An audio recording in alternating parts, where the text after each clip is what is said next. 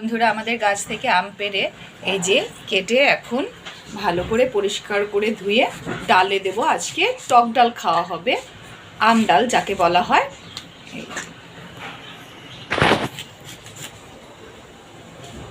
দেখেন,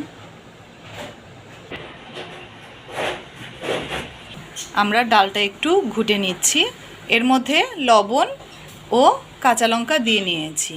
এখন দিয়ে দিচ্ছি হলুদ। ভালো, এইগুলো এখন একটু সেদ্ধ হওয়া পর্যন্ত অপেক্ষা করছি। আমার ডাল সেদ্ধ হয়ে গেছে, এখন আমি এটাকে নামিয়ে নিচ্ছি। দুটো শুকনো লঙ্কা, সরিষা, আর এই সরিষার তেল দিয়ে রান্না করব আমরা।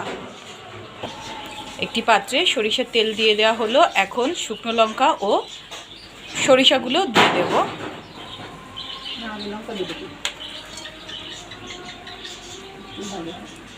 একটু ভাজা পর্যন্ত অপেক্ষা করছি, এগুলো ভাজা পর্যন্ত একটু অপেক্ষা করছি।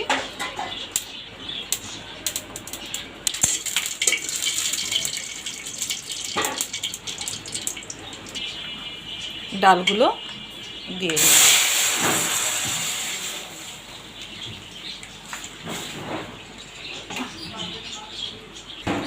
হয়ে গেছে আমাদের এই আম ডাল বা টক ডাল।